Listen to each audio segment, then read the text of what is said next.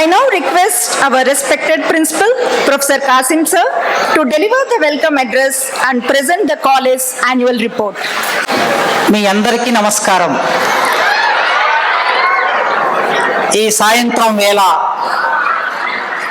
ఉస్మానియా విశ్వవిద్యాలయం ఇది ట్యాగూర్ ఆడిటోరియం. ఈ ట్యాగూర్ ఆడిటోరియానికి ఆనుకొని ల్యాండ్స్కేప్ ఉంటుంది. ల్యాండ్స్కేప్ అంటే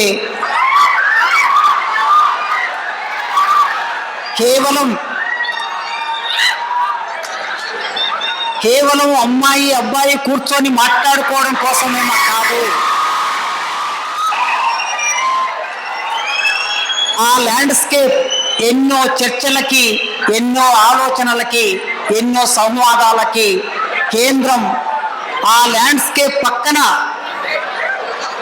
ప్రపంచ ప్రఖ్యాతిగాంచి భారతదేశానికి జనగణమన గీతాన్ని అందించిన రవీంద్రనాథ్ ఠాగూర్ పేరు మీద నిర్మాణమైన ఆడిటోరియంలో ఈ సాయంత్రం వేళ మనందరి తరపున నిండు హృదయంతో తెలంగాణ రాష్ట్ర డిప్యూటీ ముఖ్యమంత్రి గారి బట్టి విక్రమార్క గారిని ఆహ్వానిస్తున్నాను.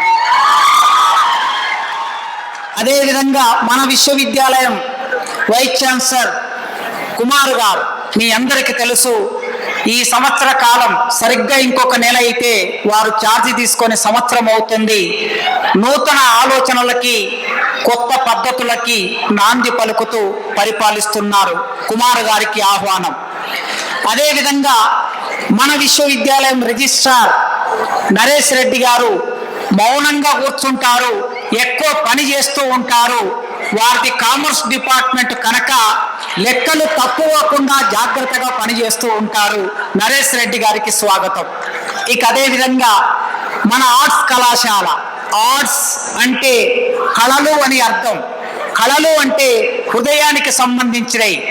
ఆ కళలకి ఆర్ట్స్ డీన్ ప్రొఫెసర్ తల సుల్తాన్ మేడంకి ఈ సందర్భంగా ఆహ్వానం పలుకుతున్నా.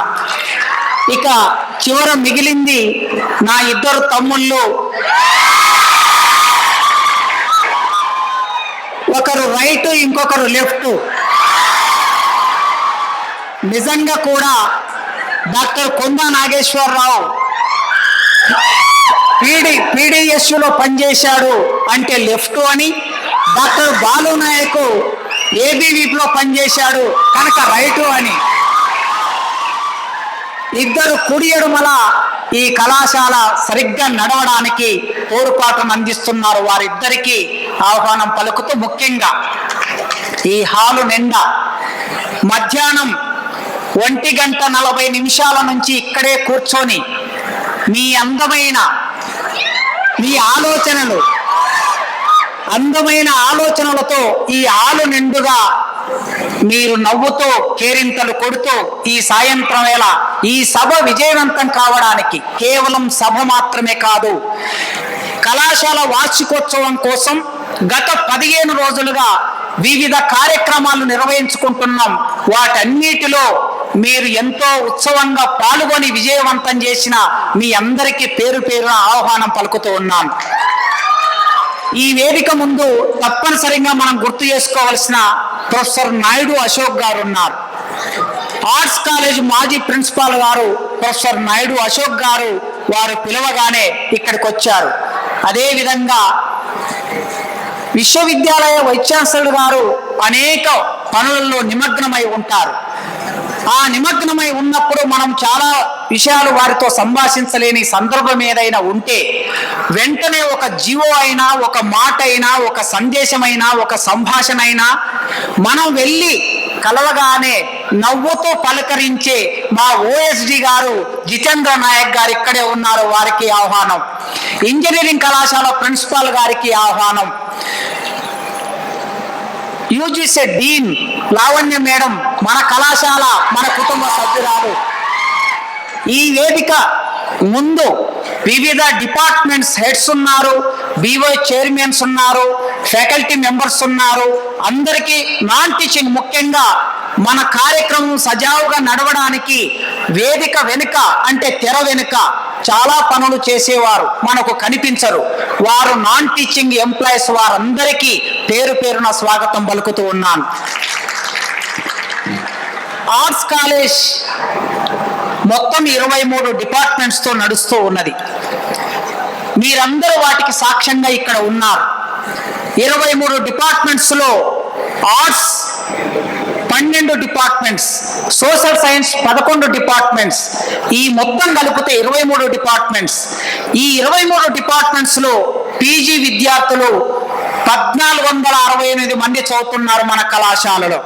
పిహెచ్డి చేసే విద్యార్థులు 201 మంది పిహెచ్డి చేస్తూ ఉన్నారు. రేపెక్కడైనా మీరు ఈ విద్యను పూర్తి చేసుకొని బయటికి వెళ్ళిన తర్వాత మీ కాలేజీలో ఎంతమంది చదువుతున్నారు అని మిమ్మల్ని అడిగినప్పుడు సమాధానం చెప్పగలిగే అవకాశంలో మీరు ఉండాలి, సందర్భంలో మీరు ఉండాలి. అదేవిధంగా మన కళాశాలలో పనిచేస్తున్న ప్రొఫెసర్లు, పర్మనెంట్ ప్రొఫెసర్లు 18 మంది ప్రొఫెసర్లు ఉన్నారు, 3 అసోసియేట్ ప్రొఫెసర్లు ఉన్నారు, 19 మంది అసిస్టెంట్ ప్రొఫెసర్లు ఉన్నారు, మొత్తం 40 మంది. కాంట్రాక్ట్ అసిస్టెంట్ ప్రొఫెసర్లు 10 మంది ఉన్నారు. పీటీఎల్స్ పార్ట్ టైం లెక్చరర్స్ 32 మంది ఉన్నారు. 42 మంది వీళ్ళు, 42 మంది పర్మనెంట్, మొత్తం కలిపితే 82 మంది మీకు పాఠాలు చెప్తున్నారు. ఇది మన కళాశాలకు సంబంధించిన అకాడమిక్ విషయాలు. ఇక మీరు చూస్తూ ఉన్నారు, రోజు ఏదో ఒక కార్యక్రమంతో మన కళాశాల కలకల్లాడుతూ ఉన్నది. కళల కళాశాల గనక కలకల్లాడటం అనేది దాని సహజమైన స్వభావం. అందుకే ఒక్కొక్క డిపార్ట్మెంట్ ఒక్కొక్క కార్యక్రమం చేస్తూ ఉన్నది. ఆ డిపార్ట్మెంట్స్ కార్యక్రమాన్ని అంతా యాన్యువల్ రిపోర్టుగా చెప్పడం నా బాధ్యత. కానీ అదంతా చెప్పి మిమ్మల్ని నేను విసిగించదలుచుకోలేదు. ఎందుకంటే ముఖ్య అతిథుల ఉపన్యాసాలు మీరు వినవలసి ఉన్నది గనక దానితో పాటు ఈ 15 రోజుల కాలంలో మీరు పాడిన కార్యక్రమాల్లో విజేతలు దాదాపు 200 మంది విజేతలు ఉన్నారు.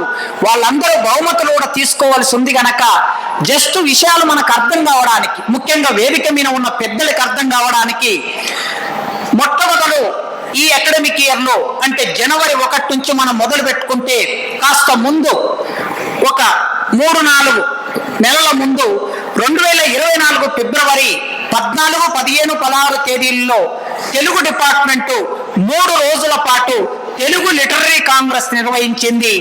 దేశవ్యాప్తంగా ఉన్న ప్రముఖులందరినీ పిలిపించి ఒక 300 మందితో ఆ కార్యక్రమం నడిచింది. ఆ తర్వాత 2025 జనవరిలో ఇంగ్లీష్ డిపార్ట్మెంటు ట్రైబల్ స్టూడెంట్స్, కేవలం ట్రైబల్ స్టూడెంట్స్ కు మాత్రమే డిగ్రీ చదివే విద్యార్థుల్ని ఒక 40 మందిని సెలెక్ట్ చేసి 1 నెల రోజుల పాటు మన గెస్ట్ హౌస్ లో ఉంచి కార్యక్రమం నిర్వహించారు. ఆంగ్లంలో మాట్లాడడం ఎట్లా, ఆంగ్లంలో రాయటం ఎట్లా, నైపుణ్యం ఎట్లా పెంపొందించుకోవాలనే సమాచారాన్ని ఆ నెల రోజులు శిక్షణ ఇచ్చారు. ఆ కార్యక్రమానికి మన రాష్ట్ర గవర్నర్ గారు హాజరై ప్రారంభం చేశారు. మార్చి 2025 అంతర్జాతీయ మహిళా దినోత్సవం జరుపుకున్నాం. ఆ సందర్భంగా మహిళలకు సంబంధించిన హక్కులు, లింగ సమానత్వం అనే అంశం మీద ఒకరోజు జాతీయ కాన్ఫరెన్స్ నిర్వహించారు. ఆ కార్యక్రమానికి సీతక్క గారు, రాష్ట్ర మంత్రివర్యులు సీతక్క గారు హాజరై ఆ కార్యక్రమాన్ని విజయవంతం చేశారు. ఏప్రిల్ 2025 తెలుగు డిపార్ట్మెంట్ వాళ్ళు బిరుదురాజు రామరాజు గారు, అంటే ఈ పేరు మీకు రేపు ఎక్కడో ఒక చోట జీకే క్వశ్చన్ గా వచ్చే అవకాశం ఉంది. ఎందుకంటే తెలుగులో మొట్టమొదటి పిహెచ్డి చేసిన వ్యక్తి ఎవరు అంటే ప్రొఫెసర్ బిరుదురాజు రామరాజు గారు. ఆయన మన తెలుగు డిపార్ట్మెంట్ లో ప్రొఫెసర్ గా పనిచేశారు. ఆయన జన్మించి 100 సంవత్సరాలు అయిపోయింది కనుక 100వ జయంతి సందర్భంగా 2 రోజుల సెమినార్ నిర్వహించారు. జూన్ నెలలో విద్యార్థులు ముందుకొచ్చి ఈ వేదిక మీద ఇప్పటి వరకు ప్రదర్శించిన విద్యార్థులందరూ ఓపెన్ స్టేజ్ పెట్టి ఆర్ట్స్ కాలేజ్ రూమ్ నెంబర్ 133లో ఒక రోజంతా కల్చరల్ యాక్టివిటీస్ నిర్వహించి అద్భుతంగా వాళ్ళ ప్రతిభని వ్యక్తం చేశారు. అదే జూన్ నెలలో హిస్టరీ డిపార్ట్మెంట్ మ్యాపింగ్ రీజనల్ హిస్టోరియస్ అనే అంశం మీద 2 రోజుల జాతీయ సదస్సు నిర్వహించారు. ప్లానింగ్ బోర్డ్ వైస్ చైర్మన్ గారు చిన్నారెడ్డి గారు వచ్చి ఆ సభను ప్రారంభం చేశారు.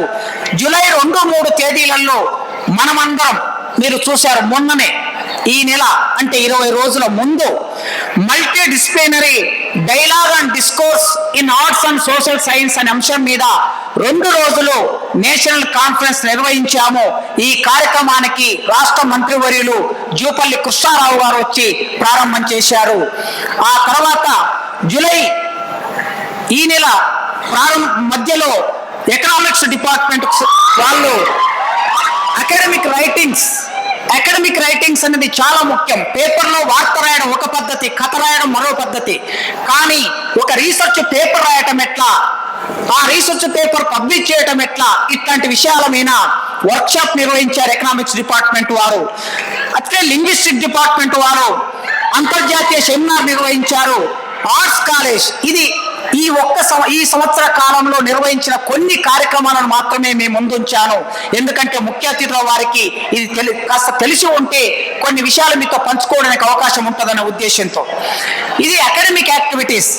ఇక మన కళాశాలలో పనిచేస్తున్న పెద్దవాళ్ళు, వివిధ స్థాయిలు పొందిన వాళ్ళు కొందరు ఉంటారు. తెలుగు డిపార్ట్మెంట్లో ప్రొఫెసర్గా పనిచేస్తున్న ఆచార్య సూర్య ధనంజయ గారు చాకలి ఐలమ్మ మహిళా యూనివర్సిటీకి వైస్ ఛాన్సలర్గా రాష్ట్ర ప్రభుత్వం నియమించింది. ఇప్పుడు వారు అక్కడ పనిచేస్తున్నారు. సూర్య మేడం గారు తెలుగు డిపార్ట్మెంట్లో ప్రొఫెసర్. ఆ తర్వాత అకాడమిక్ గా కుర్రా బాలనాయక్ గారు అంటే vice principal, doctor Sushil Kumar గారు linguistic department head of the linguistic department. వీరిద్దరికి 20 లక్షల ICSR ప్రాజెక్టు ఫెలోస్ గా వీళ్ళిద్దరు ఎంపికయ్యారు. తర్వాత డాక్టర్ సిఎస్ స్వాతి గారు, రామ్ సెపాడ్ గారు sociology department, Swathi madam linguistic department. వీళ్ళిద్దరు సిమ్లాలో ఉన్న ఒక రీసెర్చ్ ఇన్స్టిట్యూట్ లో అడ్వాన్స్ స్టడీస్ కు రీసెర్చ్ అసోసియేట్స్ గా ఎంపికయ్యారు. ఇది ఆర్ట్స్ కాలేజ్ కి సంబంధించిన కొన్ని అకాడమిక్ విషయాలు. మరి విద్యార్థులు, టీచర్ల సంగతి, సెమినార్ల సంగతి, వర్క్షాప్ల సంగతి మాత్రమే చెప్పాను. ఈ సంవత్సర కాలంలో ఇక్కడ చదివిన అవుట్పుట్ ఎంత అనే క్వశ్చన్ వస్తుంది. ఈ అవుట్పుట్ ఎంత అనే ప్రశ్న వచ్చినప్పుడు ఇప్పుడు చాలా మంది అనుకుంటారు బయట ప్రపంచంలో ఆర్ట్స్ కాలేజ్ అనగానే ధర్నాలు, ఆర్ట్స్ కాలేజ్ అనగానే రాస్తారోకాలు, ఆర్ట్స్ కాలేజ్ అనగానే బందులు అని అనుకుంటారు. అంత మాత్రమే కాదు, ఆర్ట్స్ కాలేజ్ అనగానే ప్రతిభావంతమైన విద్యార్థులు ఉంటారు, బాగా చదివే విద్యార్థులు ఉంటారు, దేశ అంతర్జాతీయ ప్రఖ్యాతిగాంచిన వివిధ సంస్థల్లో పనిచేసే విద్యార్థులు, చదువుకునే విద్యార్థులు ఉంటారు. రాష్ట్ర ప్రభుత్వం పబ్లిక్ సర్వీస్ కమిషన్ నిర్వహించే పోటీ పరీక్షల్లో మొదటి 100 ర్యాంకులు తీస్తే ఎవరి ఉంటాయి అంటే ఆర్ట్స్ కాలేజీ విద్యార్థులవి మాత్రమే ఉంటాయి. మొన్నటికి మొన్న మార్చిలో ఇంటర్వ్యూస్ అయితే గురుకుల కాలేజ్, గురుకుల జూనియర్ కాలేజ్, గురుకుల డిగ్రీ కాలేజ్, గురుకుల టీజీటీ, గురుకుల పీజీటీ ఇట్లా తీస్తే మొదటి 100 మంది ఆర్ట్స్ కాలేజ్ ఒక్క తెలుగు డిపార్ట్మెంట్ నుంచే 40 మంది లెక్చరర్లుగా ఎంపికయ్యారు. మొత్తం ఆర్ట్స్ కాలేజీలో economics, history, political science, archaeology ఇట్లా మొదలు పెడితే 130 మంది ఒక్క సంవత్సరంలో ఉద్యోగాలు పొందిన వాళ్ళు ఉన్నారు. ఆర్ట్స్ కాలేజ్ నుంచి లైబ్రరీయన్స్ గా ఉద్యోగాలు పొందిన వాళ్ళు ఉన్నారు. ఇంకా రేపు గ్రూప్ 2 అపాయింట్మెంట్స్ వస్తే రెడీగా గ్రూప్ 2లో చేరడానికి, గ్రూప్ 2 ఆఫీసర్లుగా చేరడానికి, గ్రూప్ 1 ఆఫీసర్లుగా చేరడానికి ఆర్ట్స్ కాలేజ్ నుంచి ఎంపికైన వాళ్ళు ఉన్నారు. ఇప్పుడు ఇక్కడే క్యాండిల్ పట్టుకొని ఆ క్యాండిల్ వెలిగించడానికి మన డిప్యూటీ చీఫ్ మినిస్టర్ గారికి క్యాండిల్ ఇచ్చిన అమ్మాయి అనూష. ఈ అనూష అనే అమ్మాయి కోటి మహిళా కళాశాలలో చదువుకొని ఇప్పుడు మన దగ్గర జూనియర్ అసిస్టెంట్ గా పనిచేస్తుంది. అతి త్వరలో ఆమె గ్రూప్ 2 ఆఫీసర్ గా మారబోతున్నది. మీ అందరికీ ఆటలు ఆడించిన జూనియర్ అసిస్టెంట్ రాజు ఉన్నాడు. అతి త్వరలో రాజు గ్రూప్ 2 ఆఫీసర్ గా మారబోతున్నాడు. రాజు కూడా ఆర్ట్స్ కాలేజీలోనే చదువుకున్నాడు. ఇట్లాంటి ఉదాహరణలు ఎన్నైనా చెప్పవచ్చు. Arts college replica of Telangana. Yes, తెలంగాణకి ఇది ఒక ప్రతిబింబం. అయితే అన్నిటిలో ప్రతిబింబం ఆరాటంలో, పోరాటములో, ఆలోచనలో, చదువులో, ప్రతిభలో, ఉద్యోగాలు పొందడంలో ఆర్ట్స్ కాలేజ్ ప్రతిబింబంగా ఉంటుంది అని తెలియజేయడానికి నేను ఆర్ట్స్ కళాశాల ప్రిన్సిపాల్గా సంతోషిస్తున్నాను. ఈ అవకాశం వైస్ ఛాన్సలర్ గారు నాకు ఇచ్చారు. మీతో కలిసి పనిచేసే అవకాశం నాకు ఇచ్చారు గనక ఈ సందర్భంలో వైస్ ఛాన్సలర్ గారికి అందరికీ కృతజ్ఞతలు తెలియజేసుకుంటూ, మిత్రులారా, ఈ కార్యక్రమం ఖచ్చితంగా మీ అందరి సహాయ సహకారంతో పరిపూర్తి అవుతుంది. మనం మొదలుపెట్టిన ఏ కార్యక్రమం అసంపూర్తిగా ముగిసలేదు. ఏదైనా అవుట్పుట్ అని మనకు యూజీసీ ప్రతి సందర్భంలో అడుగుతుంది కదా. ఇవాళ డిప్యూటీ చీఫ్ మినిస్టర్ గారు ఇక్కడికి వచ్చారు. వారు ఖచ్చితంగా మనకు ఒక అవుట్పుట్ ఉంటుంది. ఆ అవుట్పుట్ వారి నోటి నుంచే మనం వింటాం. కనుక ఈ అవకాశం, ఈ నివేదిక సమర్పించే అవకాశం నాకు ఇచ్చిన మీ అందరికీ పేరు పేరున హృదయపూర్వక కృతజ్ఞతలు తెలియజేసుకుంటూ డిప్యూటీ చీఫ్ మినిస్టర్ గారికి మరొక్కసారి ఆహ్వానం పలుకుతూ థ్యాంక్ యూ.